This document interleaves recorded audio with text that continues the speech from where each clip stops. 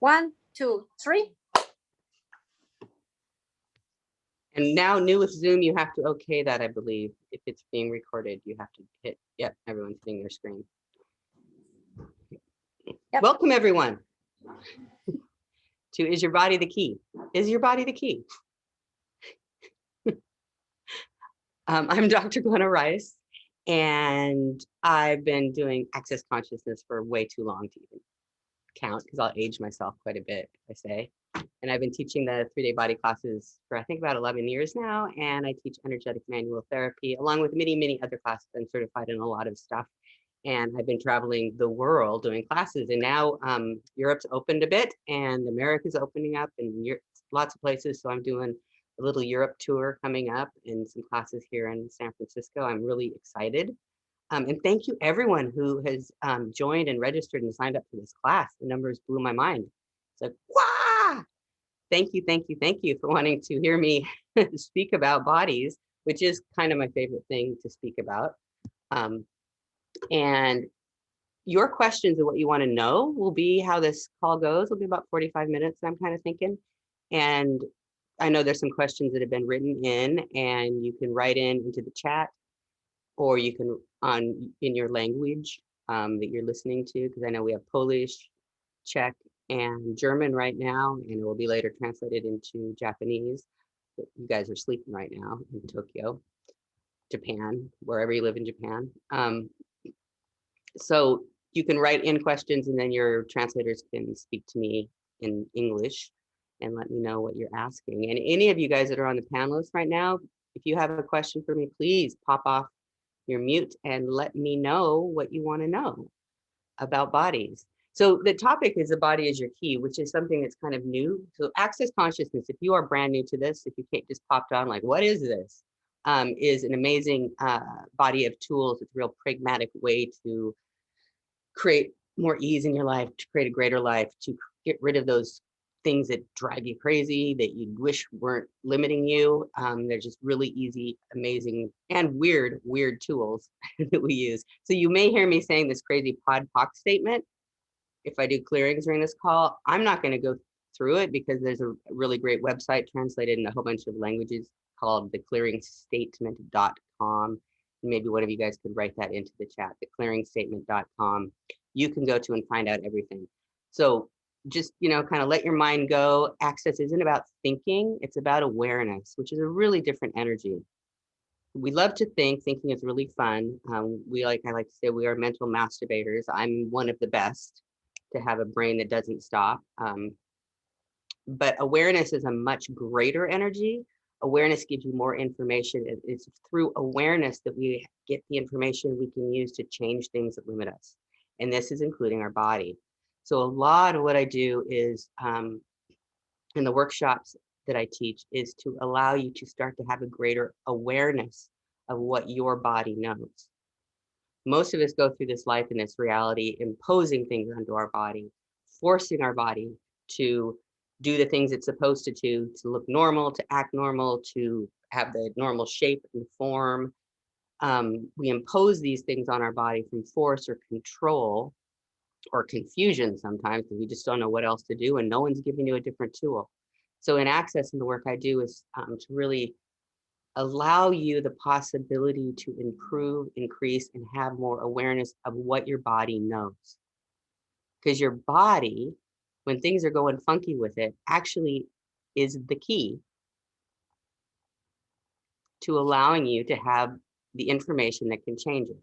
Now, what do I mean by that? Like, if you wanted to, I'm going to go with lose weight, because that is the most common question I get in any class. Everybody wants to look like a supermodel, though there's only about 0.000% of those bodies that actually ever get created. They're very kind of unique bodies that most bodies have no interest in looking like, but everyone's got this idea they're supposed to be skinny.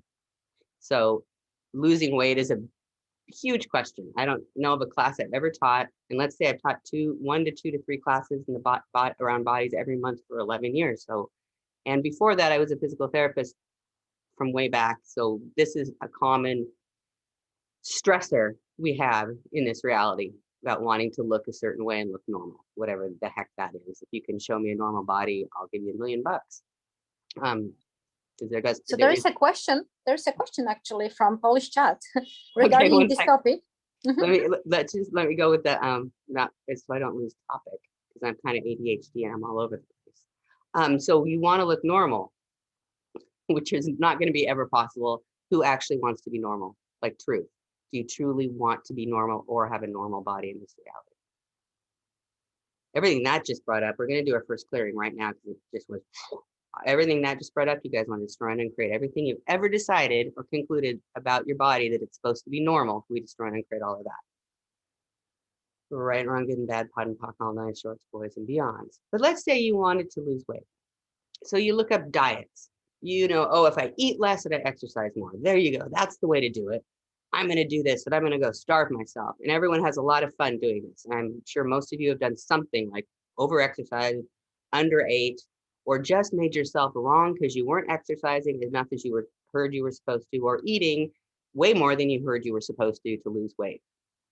But nobody ever asked their body what it knows about that. And there's questions you can just ask body, truth. Do you want to lose weight? What would you like to look like?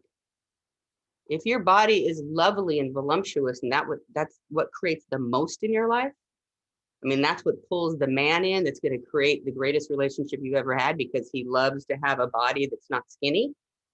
Your body may know that, and you may be fighting something like that. That's just a hypothetical. It doesn't have to be true for all of you. I'm just giving you ideas. And maybe your body's like, yeah, I'd love to have, a thinner body. I'd like to have a few sizes smaller in my pants. This is what I want you to do. The body can just say, oh, stop judging me. That may be the non-diet diet you could do. There's so many things your body has awarenesses of that we never consider. So your body is the key to changing so many things with the body we've never considered. So let's just the next 45 minutes or so see what awarenesses we can get around that, because it's a fairly new topic that we've been discussing in the last maybe year and a half in Access, that your body is the key. And we usually tend to think it's just something we should control. So Beata, you have a question? Yes, go. Actually, that's a question from Polish chat. And the question was like, am I a key or am I the lock? So if my body is the key, then who I am? You could be the lock. A lot of things could be the lock. There's some clearings we do about lock and keys. I'm not going to do those right now. This is more of a conversation of what that of at least in the English language, we could say like, oh, that's the key. That's the awareness. Oh, that's the key. I don't know if they do that in Polish or Czech or German. Yes. Yes. Okay. So it's kind of more, it's pretty universal, at least in European languages, that your body's the key. There's that great Prince song, if you guys ever remember, Little Red Corvette. You guys remember that? Or am I just too old?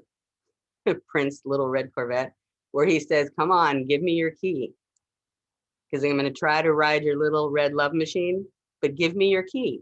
Your body's the key. It's the one that lets you in, gives you the information, gives you the awareness, and you tend to be the lock that locks it up. You, the being you are. So when I'm speaking that way, I'm saying that your body, and there's your body, and then there's you, the being. And you, the being, occupies the space between the molecules of this amazing body that you've been creating with on this planet. Let me say that again. You exist in this space between the molecules with this amazing body that you're creating with. That's the target you're creating with, not against, with on the planet. And we tend to be what locks the body up. A lot of times when I do the body work I do, it's getting people's points of views about bodies to release those points of views so we can access the body, because your points of views lock the body down, and the body is the key to give you the information that can unlock or free you from limitations that you have decided or concluded about your body. This can be physical stuff, aging stuff, diseases, limitations that I wish I could run 10 miles a day. I wish I could work a whole day and not be tired. You guys all know your points of views and what the limitations are. So everything you've done to lock up your body in this lifetime with your points of views and your conclusions and your decisions, it never allow you to access what it knows. Can we destroy and create all of that? Cool. Right, wrong, good, bad, pop, all nine shorts, boys, and beyonds. And some of you may notice that after I say that, there's a tingly or a space. It's okay if you don't. It took me a while before I really could perceive that. But that perception is the changes that are dissipating. You're becoming more space, less solidity, less stuckness. And when that starts to change, you start having access to more of what you are aware of. Because it's our judgments, our conclusions, our decisions that limit us from accessing what we know. We can't see any point of view that doesn't match the point of view we have. We can't, if we judge something, we can't see anything that doesn't match the judgment we have of it. So these clearings, these ways of getting rid of your judgments and conclusions, so you have more access to other possibilities and other points of views. Like I said, it's really a pragmatic thing. Anyone else got a question? Any of my panelists? Well, there is a question from the Czech chat, actually. Hello. How to break the knot in the head? I have so many ideas, but I cannot implement them. That means you're amazing. The first thing I want you to look at is the judgment you have that you have so many ideas and you don't implement them. And if you'd stop judging that, if you could stop judging the point of view that you have so many ideas as a wrongness because you're not implementing them, what else could you create? If that was not a problem, what possibility is actually available to you?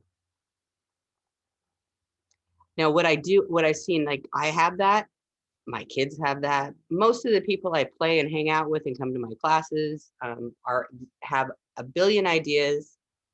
It's really a very common way of being if you're a humanoid on this planet. So humanoid is the people that are the creators, the questioners, the seekers, the ones that always want more in life and are always complaining that they never have enough and making themselves wrong about everything all the time.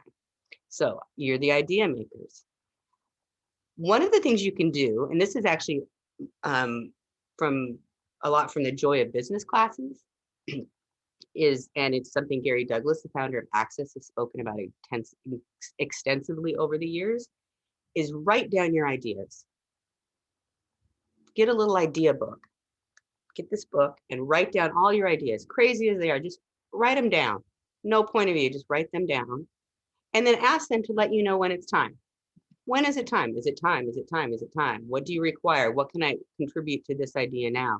What do I have to actualize or be or do to create this idea? If it's an idea that is something that you even are going to create, you're a totally psychic, amazing being who's hearing and perceiving and getting information from the whole world all around you every day. So much of the stuff that you're hearing in your brain, I'd say 99.99% doesn't even belong to you. You're psychic. You're aware. This is a gift. It is not a wrongness. That's one of the beauties of Access, is letting us know the gift of our abilities of awareness. And in this reality, we tend to make them a wrongness. So some of those ideas are going to be something you create. Some of those ideas are going to be something that someone else will be creating. Some of those ideas you'll give to someone that will create it, which is all fabulous. Those are the great qualities you have as an infinite being on this planet, is to have these possibilities. And then you ask when it's time. And the tool of the idea book is to get you out of your head, to help you not make yourself so wrong. You're not creating all the ideas. And another great tool is, if you're one of these humanoid types, these creative beings on the planet who just aren't normal and hate being normal, or not always made wrong because people tell you should be normal. You could never be normal, but you try to pretend you're being normal. If that's who you are, This tool of the idea book will allow you to relax into being you and allow you to stop making yourself wrong. And you want to be creating, to have a life that is more ease. You want to be creating at least 10 things at the same time, all the time, always. If you don't have 10 things going on, what we do is this crazy thing is we create crap. We create awful things because we have to be creating constantly. We are creative beings that cannot stop creating. So if we're not creating things that are creating more, we will create things that create less. We'll create disease in our body. We'll create financial problems. We'll create problems with our children. We'll have all these fun problems, but if we have 10 things that we're creating that are going to create greater, we don't have to create as many of those other things because you got to keep creating. It's like, it's just part of what you be on the planet. It's part of the beingness of you is being creative. So great that you have thousands of ideas. You are a creator. People like you, so in my business, I like to have creators and I like to have movers and I like to have connectors. 3 people, 3 kinds of ways people create. And the creator is the one that comes up with all the ideas all the time. And then you get all the other people to start implementing them. You're the person that Microsoft hires that makes millions of dollars, that made Microsoft or that made Apple or those incredibly big businesses. It's funny, this is going into a business talk. Is your body the key? I will talk about that more too. And this is what awareness is like, guys. This is what it's like. You're all over the place. I'm listening to what the call is asking me to speak to, what you guys want to hear. And I had a little bit of an idea of what the call was. And then it goes where it needs to go. What's required? What do you guys want to know? So it's a great question. So creative people are vital to big businesses and companies and to you. So how can you use that to your advantage? So everywhere you've been making yourself wrong for not implementing the thousands of ideas you have that keeps you from using it to your advantage, would you be willing to destroy and uncreate everything that is, please? Right, wrong, good, bad, pod, pop, all nine short, boys and beyonds. Just from the panelists on the call, raise your hand if you're one of these people that has a million ideas all the time. You translators aren't raising your hand and you're lying. Because I can see you. Cool. That was a great question. And just a little bit more in business and your body. So you create your business with your body. Even if it's just typing on the computer, even if it's on phones, we're on Zooms or on your cell phone talking, your body's holding that phone. Your body's talking to the person. Your business, and if you're an artist and you're painting, or if you're a dancer and you're dancing, or if you're a builder and you're actually using your hands, or like me, a body worker, your business is created with your body. So how can you include your body and create without? Give your body permission to create your business with you. It can be the key to so much information about how to grow your business.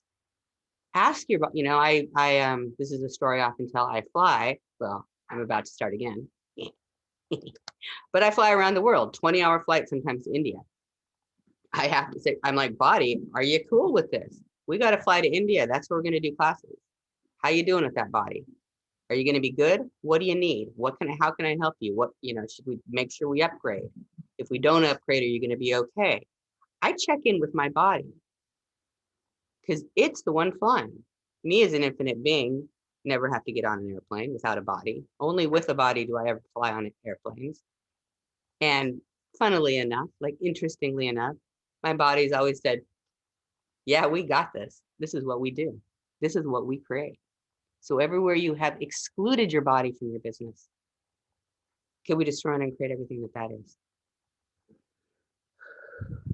Right, wrong, good, bad, pod, calls, nine, boys and beyond. So I have a question regarding business also. So what kind of ideas should we put in motion, realize? What question can we ask here? What kind of ideas? say that one more time. I'm not quite clear on the question. What ideas should we put in motion? Should we realize? Should we, you know, actualize? What questions should we, could we ask? Oh, okay. So of the idea book, so you have an idea book with 100 ideas in it, right? Which ones you want to ask them? Check in with the book every week, every month, every 6 months. It doesn't matter how often, or just have a constant question. Book, tell me when something's popping, when it pings and it pops, and look at them and say, is it now the time? Is it time for me to contribute? Ask the idea.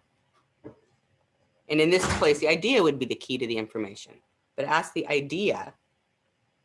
Like, I'll go back to Gary Douglas, the brilliant, amazing founder of this work, who founded it like 30 years ago in little teeny classes to a multi-million-dollar worldwide business, right? He did this. He did these idea books. Some of the ideas didn't get actualized or come into fruition or get created for 30, 20, 15, 10 years. You don't want to make time real with these creations. You want to make the ideas a contribution to the creation, and you a contribution to the ideas. So it's more, what contribution can you be and receive from these ideas you've never considered? Does that help? Does that make sense? Do you have more to that? I'm waiting for the answer. No answer from Polish chat, but I have another question. Bring it. Yes, please. Questions. This one is regarding to our bodies, actually, and autoimmune diseases. So what are they? What is their contribution? Because the person who is asking about it, she doesn't see any contribution in autoimmune diseases. Right. They're very interesting, and I can't give you one answer because everybody creates them different. Now, the medical, and I'm not just going to say the traditional or our medical system, like doctors that we all go to, but all of the practitioners with bodies, from chiropractors to Chinese medicine and Ayurvedic and holistic and naturopaths and medical doctors and surgeons, all of them are looking for an answer and a conclusion in this one point of creation that creates these diseases. That does not exist. Autoimmune diseases, I could never give you what they are answer, because every body has created it from a different point of view. Now, I can tell you your symptoms are all similar, which is what most of these practitioners of all of these healing works do. Access is incredibly different. How I practice is incredibly different. I don't go by putting all people with these symptoms into a package that looks the same. Yes, you have you've been diagnosed somewhere by somebody with an autoimmune disease, or you wouldn't even be using the word. So the first thing I'm going to look at is, like, for you to destroy and uncreate everything you have decided and concluded about what that is, everything you have read or heard from anybody in this lifetime or any lifetime about what that is. Can we destroy and uncreate all of that? Right, wrong, good, bad, pod, poc, all nine shorts, boys and beyond. So so often this is a little bit more than I can do on a Zoom, because everybody creates it differently, and I want to start to become aware of what your point of creation, the point that you started creating it. It could have been a thought. It could have been some time going on in your life. It could have been something that you ate or smelled that your body just hated, and you hated, and you've never gotten rid of that point of view. They tend to be things, the way they show up in this reality with our body is your body is attacking itself. So it's overreacting to something. What is that overreaction? Now, here's a silly story, or a fun story. It's not about autoimmune, it's about an allergy, but that's also your immune system overreacting to something.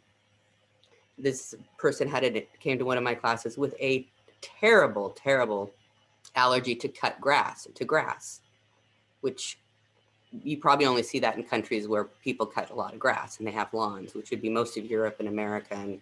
But there's not everywhere in the world do they grow grass and mow it all the time. he had a terrible allergy to it. So like a hay fever allergy, we would call it. And I asked him, so how old were you when this started? And he was like 9, 10. I said, did you have to mow the lawn? And he went, oh my God. Oh, my dad made me mow the lawn all the time. I hated it more than anything. I hated mowing the lawn. And my dad said I had to mow the lawn. But you can all see that dad. Many of us may have had that dad, right? And the allergy got him out of mowing the lawn because it was so severe. His eyes puffed up, he couldn't breathe, and it was so severe that he didn't have to mow the lawn. Now, he's in his 40s now. His dad's not even there's no lawn to mow. And I asked him, I said, where do you live? Do you have a lawn? He goes, no, I live in a condo with apartments. There's no lawns. I never have to mow the lawn. I said, okay, are you willing to give up this point of view? Thank your body for creating such a cool thing to get you out of mowing the lawn, because it was brilliant. You and your body were creating together to create what you wanted, was not mowing the lawn, but you don't have to have that creation anymore because there's no lawns to mow. And we did some clearings and podpocked and laughed a lot because it was pretty funny when he became aware of what it was. No more symptoms because he didn't require it anymore. Now that is one story, but you can see how everybody's creation is different.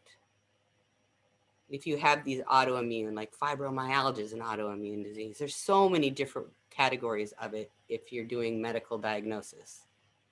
And medical diagnosis is just a bunch of boxes they check to give you a name, to help with insurance companies, and to help other medical professionals know what they've already looked at. So if someone comes to me with a diagnosis like diabetes, I know they've had blood tests. I know that their sugars are probably high in those blood tests. I've known they've looked at a bunch of other things they don't have. It's just information. It has nothing to do with what your body is creating. It's a way that other medical professionals can communicate with each other. And then you get these crazy diagnoses and you start reading all about it and hearing about it, and your doctor says something, oh my God, if you don't do this, and if you don't do that, and if you don't do that, it's going to be worse. And you hear all these crazy stories, and none of that help you uncreate or change what this is, what these symptoms are, and what are the value for them, for you. Now that was what the one part of the lady's question was like, I don't see any value. So this is a question I ask people with diseases, or the terrible one, cancers. It's a great question for changing people that have cancer. It's worked many times. Is what do you love so much about it? Now you're going to go, how could she say something like that? That's crazy. I don't love this. It's awful. Yeah, but in this reality, suffering is really valuable, and we love what we hate the most. So the things that we hate that's going on in our life, somewhere we love them or we wouldn't be creating them. We love that we hate them. I know that's weird, but everything is the opposite of what it appears to be, and nothing is the opposite of what it appears to be. I'm going to say that again. Everything is the opposite of what it appears to be, and nothing is the opposite of what it appears to be. That is something you can say if you have a mind that goes all the time, about 10, 15 times in a row, and it will calm and space and create space in your brain like meditation does, but it's a lot quicker. Should I say it one more time? Everything's the opposite of what it appears to be, and nothing is the opposite of what it appears to be. So if you got some, and if you can do the question now, it is a really hard question to ask. I don't ask it with everybody. I really have to be aware if they can receive it, but you're on the call. So I'm putting the question out there. What do I love so much about this? What do I love so much about my autoimmune disease? What do I love so much about my cancer? What do I love so much about my awful relationship? What do I love about this? I'm not acknowledging. And then just kind of relax and see. Give yourself a day or two, and maybe months before you even get an awareness, but something may pop in your brain. It's going, oh, I love this because it creates this for me. Or it created me getting out of mowing the lawn. I loved that. It'll be something weird. It won't be logical. It won't be linear. It probably won't make any sense in this reality, but it will be your creation. And then once you have awareness of it, there's this really cool thing that you can do. Like, this is so cool. When you have awareness about it, you can then change it. Choose to become aware, and choice creates awareness, and then you have possibilities of how to change it, because you can change your point of view. You can always change your point of view.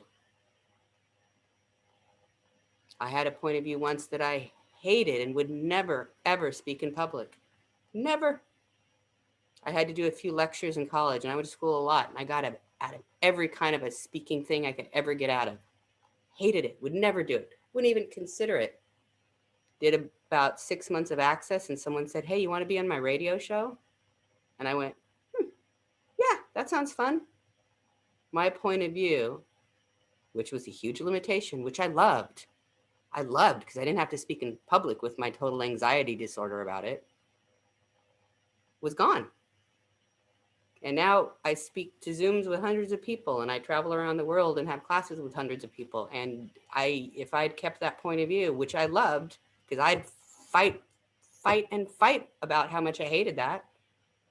If I'd kept that point of view, I wouldn't have created the business that I've been creating for the past 15 years. Access helped me see that your point of views are your limitations, and if you can have no fixed points of views, you can have more.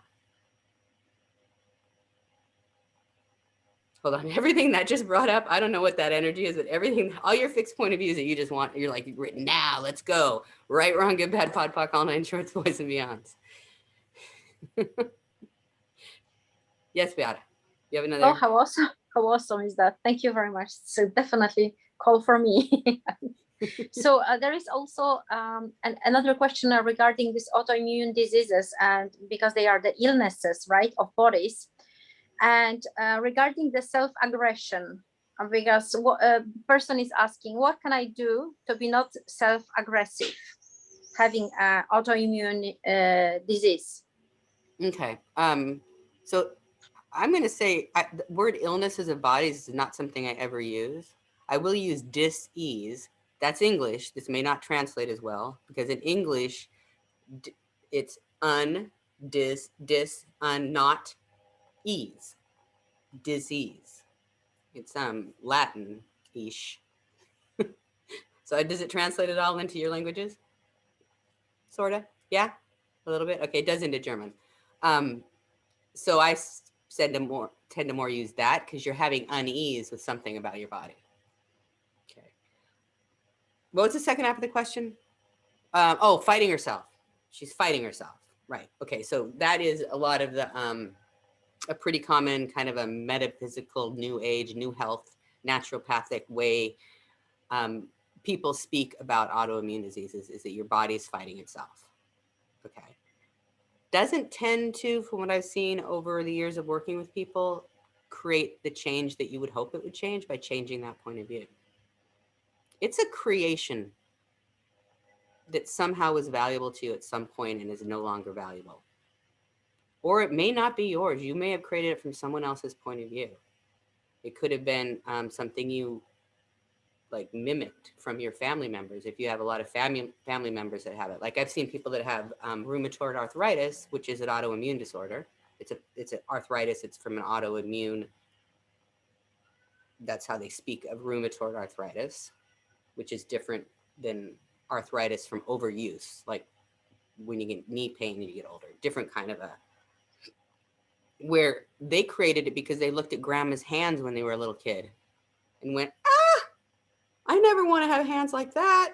And in that moment, because you're so psychic and so aware, you downloaded the entire creation and said, I don't want to have it. The problem with saying I don't want to is that the I don't part doesn't really show up. It's just habit is all your body really hears and starts to create it.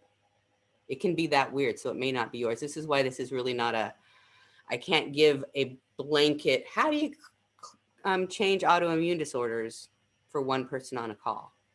Those really need to be private sessions or in classes. If you come to classes, I can have a little bit of a bigger conversation about that. What I can say is if the awareness of what the creation is and what your body as the key knows to help you change it and have more ease with it, if we can access that, there can be a lot of change. And it very well may be the medicines your doctors are giving you. There could be some that will just be beautiful, and your body will say, I want that, and I don't want to take that. And your body, I can show you in ways in the classes, and we don't really have time on this call, on how to start asking your body to tell you. Well, I'll just tell you right now. You just take whatever it is that you're taking, put it in front of you, allow your body to give it permission to move forward or back. And if it moves towards it, this is standing. I'm sitting now. You'd be standing. This is coffee. You say, body, would you like this? Oh, my body said yes. It went forward. I do love my espressos in the morning. And if it goes back, it's like a no. So if you're taking a lot of medication for something, ask it every time you take it. You can still take it if your body says no, but you start getting awareness that may not be what is actually contributing. Now, I'm not suggesting it at all to go and stop taking your medication. You must speak with your medical doctor officially before you change it. But it could be a conversation you bring up in the next visit, is like, I think my body this may not be working. And if you've got a great doctor, he or she may listen. But check in with your body about what it is taking. And it may want something so bizarre, like it may want to eat watermelons all day. I don't know. It could be something very weird. Check in with your body about what can contribute to changing this. And everywhere you decided your body's attacking itself because somehow you're being mean, can we destroy and create that point of view? Okay. Right, wrong, good, bad, bod, POC, all nine shorts, boys and beyonds.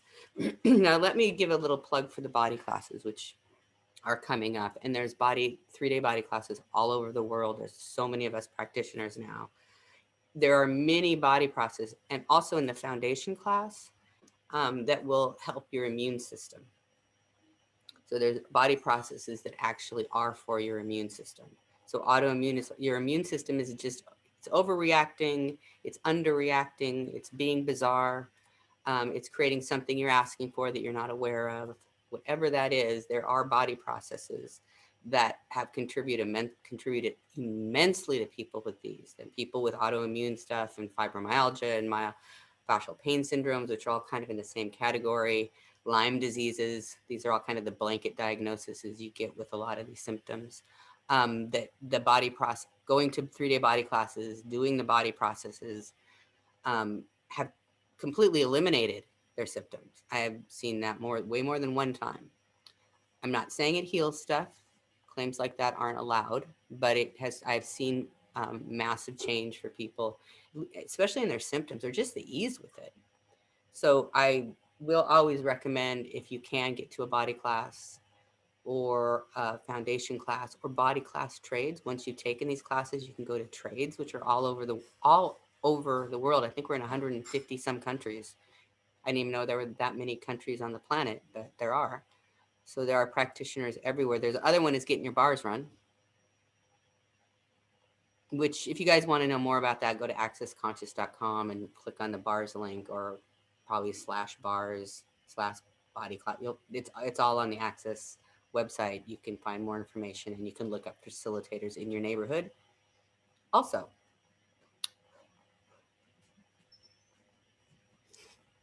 I'm talking a lot, huh? I love it. Thank you. Thank you so much for that. I have 2 more questions from Polish chat. One is related to the bodies, and another one is not related to the bodies. Would you like to take both of them, or only the one which is related to the bodies? Well, let's do body. We can do the body one first, and we have what about? Somebody's asking. Yeah, somebody's asking, why do our beings sometimes choose damaged body, choose to be born into the damaged body? Why are people born in their bodies that they hate? Is the key to that? Why is a tough question, because I can't defend her. Why isn't a question that usually gets us awareness? It usually makes us spin. What was the value of creating those bodies is a really great question to ask. Often the choice to create a body like that was done before you were born. I worked for years with children with disabilities in school districts as their physical therapist. I had about 6-7 years I worked with kids. I didn't do Access then. I wish I had. I can look back now and go, oh, that's what it was. The kids, a lot of them had what is diagnosed with cerebral palsy. Does that translate okay? And it's a little different in different languages, what they call it. And their bodies were incredibly, I guess, damaged. Not to them, though. Mostly to the people that worked with them.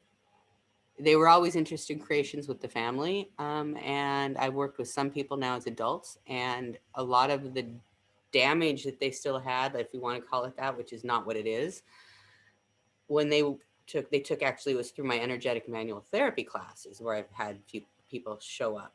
I think Natalie, you were in one of those classes, and there's the symptoms, the difficulty walking, I'm not making fun of people, but everyone has seen that, this arms that kind of come up where they have tone in their arms, changed. It just changed. The way she was able to walk after the class changed. A lot of it was getting rid of points of view she'd been, that had kind of been put on her when she was a child. Now that's just an example. Just like with the autoimmune disorders, people that have bodies that have been damaged, a lot of it is points of view that keep the damage there. When did it happen? Is it an accident? Did it happen from an injury or a surgery, or were they born with it? I mean, all of those would be questions I would need to know. I can say this is what I do know about bodies. Bodies heal. You kind of can't stop that. If you got out of the way, your body will heal. Anything that's, a surgery, a cut, a car accident, a broken bone, about 6 to 8 weeks in this reality, in normal, this reality healing, 6 to 8 weeks, it's made all new cells, it's put everything back together, unless it's really extensive, they heal. So if it's after 6 weeks from an injury and you still are having damage, there's something else going on. There's usually some point of view, especially if it was a traumatic injury. That trauma, this is where I see the most in my practice, where the body is the key. Your trauma locks you lock yourself out of the body in the area that was traumatized. And the key to changing it is with the body, is giving the body permission to unlock itself and let you back. Or, this is a little tricky to discuss, but the body will lock you out to help you. And once you decide, oh, I don't want to be locked out anymore, the body is the key to opening it back up. Does that sort of make sense? I think a lot. Okay. It's a newer conversation and that I've been having in classes. People have been asking more. So thank you for the question. I don't have an exact answer why people damage their bodies. There's so many different creations in that, just like with autoimmune diseases. What I do know is I've seen them all change in ways that are called miracles. My life with bodies, when I'm working with bodies, is it's miracles all the time. I mean, the years before I was doing Access, things changed. It was awesome. I was a good practitioner. I had a good business. People came and saw me. People always liked me. But now the rare miracle I used to have is just normal. It's all the time. Things that we think of as miracles are actually, there's so much ease to creating them if you can change points of views and include your body and ask questions of the body. The body is the key, because that's who you ask the questions to for a lot of this, not just the body. I don't want to make it exclusive. You ask the being too, but the body has so much information about this. Now, what was the last? I'll take the last question. Well, we have another questions from Polish chat, but we also have some people who raise their hands on our chat. So would you like maybe to take a question from somebody from our call on the English Zoom? Yeah, let's go for it. I'm having fun, so let's do it. Let me figure it out. Who has their hand raised? Someone named Daphne? Yeah, Daphne, absolutely. Zachariad? I have no idea how to pronounce that name. It's cool though. Okay, Daphne. I'm changing you into panelist so that you can ask a question. Okay, Daphne, are you with us? Hello? Yeah, there she is. She just needs to unmute herself. Hi, Daphne. Do you need translation? No. Okay, you're muted. Okay, can you hear me now? Yes, I can. Where are you from? I am from Greece and my dad is from Istanbul and I live in Istanbul. I love your jewelry, first of all. It's Indian. It's a great story. This is a magic I story. love India. What's Okay, your question? my question. Okay. Um, First time after many years, I was in access for 1 year and connected with my body.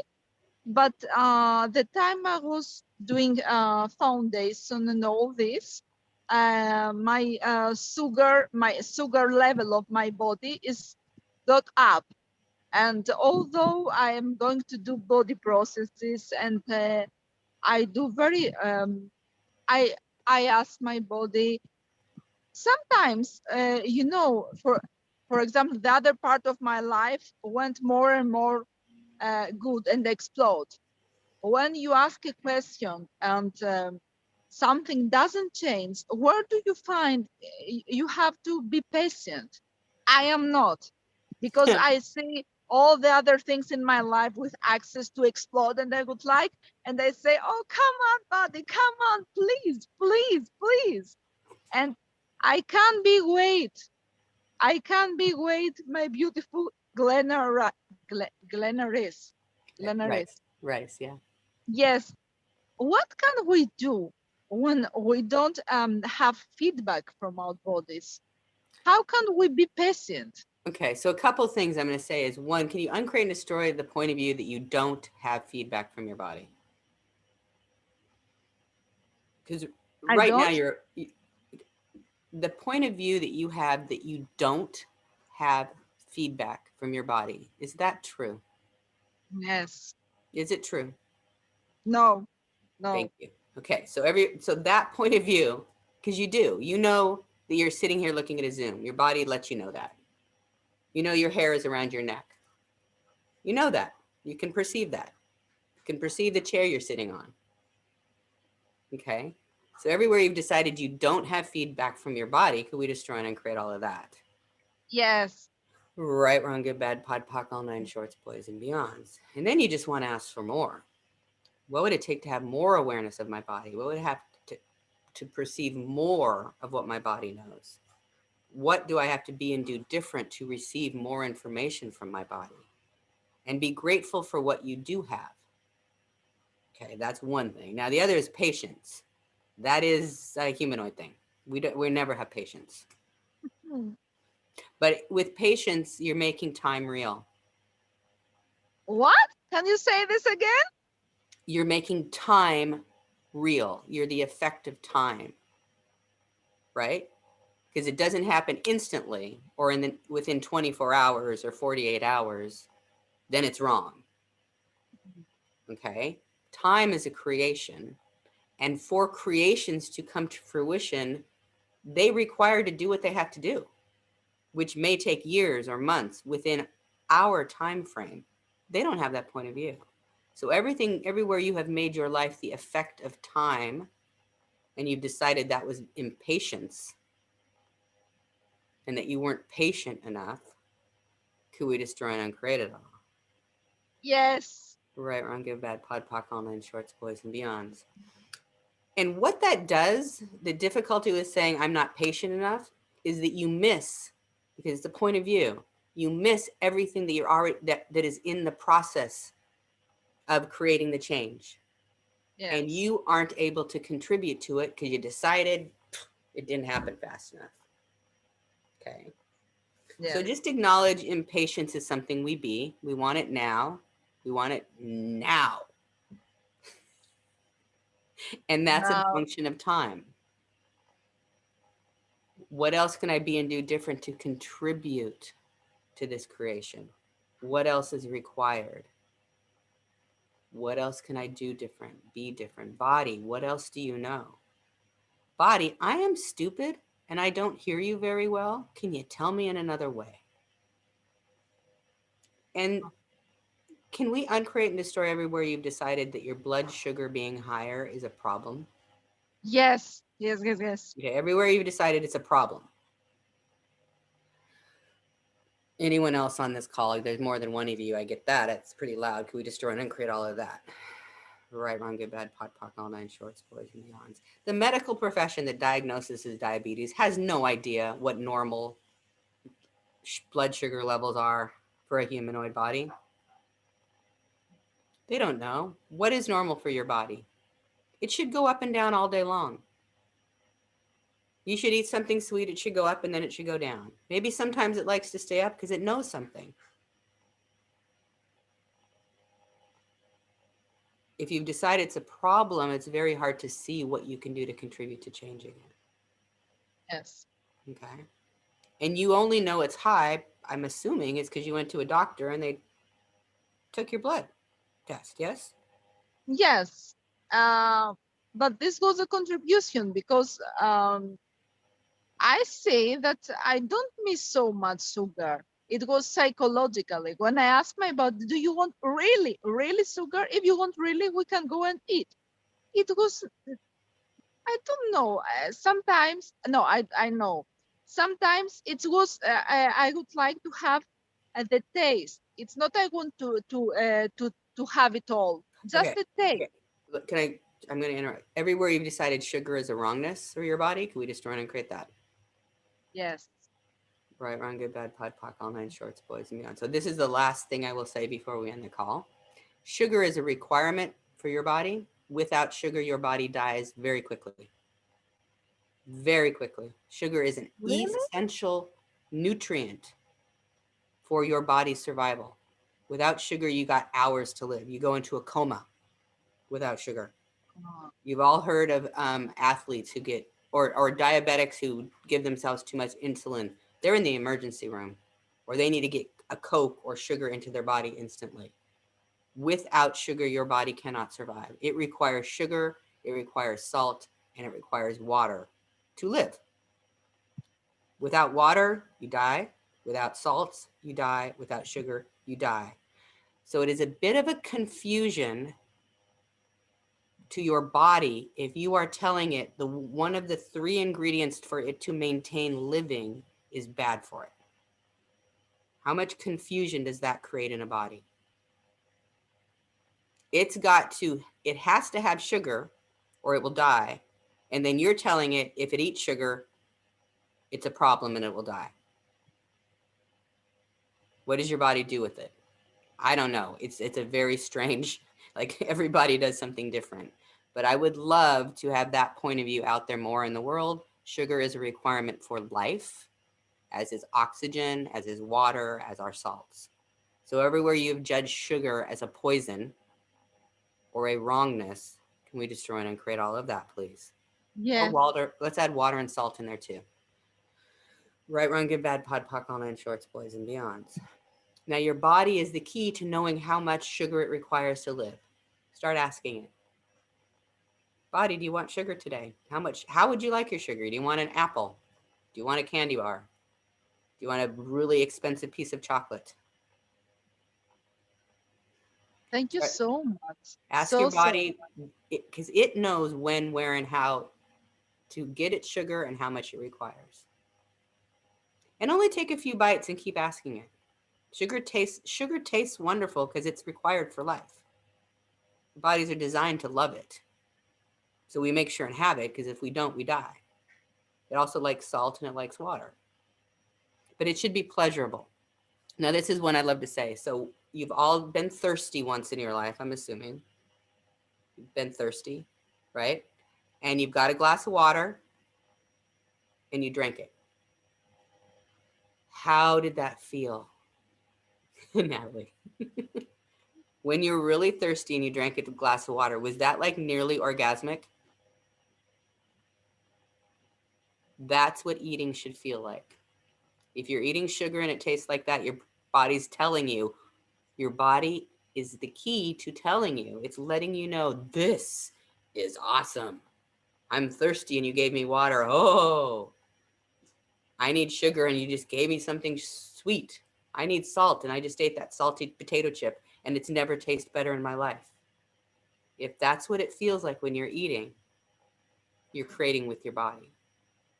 And when it stops feeling that way, stop eating. Eat 2 bites of that expensive chocolate and then, I know I love, assorted chocolates, but I like to just take 1 bite out of a few because I'm a humanoid who wants to try everything, million ideas. And then I don't want that much chocolate because that's my body only wants so much sugar. Does that help? You are not wrong. And that test from that doctor did not make your body wrong. It was just a test one day in one moment. It would be different an hour later. Okay, Thank you that is so a much. lot. I've given you guys a lot. This has been really fun. I could talk about this for hours. I should probably just do a 6-week call just on bodies, huh? Where people can ask me their questions. Or you could come to my classes. Or I could come to Yeah, your to country. Poland. Yes, so we'll do a little plug for the classes at the end. I don't remember all my dates. I'm going to Pavel. I'm going to Prague, August. Who remembers the dates? 20? 20, 21, 22, something like that. Yes. Okay. Yeah. That's when I'm in Prague. Prague. My first time in Prague, so please come and show me around. I can't wait to see Prague. It's my first time I have been to that country. And then I go a week later to Warsaw, which is 27th, 28th and 30th, 29th. And right. then the 30th, yay, there's something extra. I'm doing a 1-day business and money class. So imagine 3 days about bodies and then business and money class. So talking about a way to start creating with your body. Yeah. And thank you all of you guys who are already signing up for this class. Yes. And then Natalie and I, Natalie Weiss, who's promoted me in many countries. She was living in Ecuador for years. That's where I first worked with her. And now she's in German. She's a German who is also Bolivian, who's lived in Ecuador, but was raised in Germany. Multilingual, fabulous lady. So Natalie invited me to Munich and people have been asking. So I'm going to Munich to do a 3-day body class this September 3rd, 4th, and 5th, I believe. Yes. And then I'm doing my energetic manual therapy class also, which hopefully will be at a ranch where there's horses. So maybe we'll even get to play with horses a little bit in this class. Maybe. So you're all invited to my Europe classes. It's easy to travel in Europe, easier to travel if you're in Europe now. What would it take for it to get easier and easier as the year goes on? So that's my Europe tour. And if anyone's in America, I have an EMT, an energetic manual therapy class starting tomorrow here in my hometown. So yeah, you could maybe jump on a plane really quick and get here by the morning or drive or something. It's in San Francisco Bay Area. Is there anything I missed? And I'm doing an EMT intro in Poland. So that will be online and live. So you could watch that online. You can watch an intro to energetic manual therapy if you don't know what the hell what I am talking about right now. And just a question, where is the ranch? You're in Europe. Where are you going to Munich. It's just outside of Munich. It's in Natalie Munich. lives on a ranch and has a beautiful space we are hoping to use for that class. So we may sneak out and practice on horses because energetic manual therapy is done on bodies and it doesn't matter what kind of body it is. I've done it on hamsters and I've done it on horses. And my cats love it. I think, did I get everything in there? Yeah, so, the business class is also online. So you can be in Warsaw with us or you can watch it online with translation. And if you are interested and need translation, let us know in a couple weeks to find translators for you for that class. Okay. Whew. You guys are awesome. Thank you, translators. You were very, very excellent translating me because I know I spoke very quickly. So good job. And thank you, Beata, for getting me to organize this thing, and Pavel for hosting me in Prague, and Natalie from Munich and everybody. I love you guys. And I love everyone that was on. What a gift for you guys to show up. And you will be getting, I will be sending all of you guys out a recording of this, everyone who registered, and then I'll be putting it up on YouTube too, so you could share after. Give me a couple days to pull that all together. Thank you, Glenna. Thank you so much. And we can't really wait to see you in Warsaw, in Poland. I love Warsaw. Yeah. Am I weird that I love Warsaw? No. I do love Warsaw too. I always feel really comfortable in that city, which I don't know what lifetimes that were, but it's like my body's happy in Warsaw, Poland. Who knew? So does it get better? Thank you so much. All right. Bye, everyone. I'm going to stop the recording. Adore you. Thank you. Bye.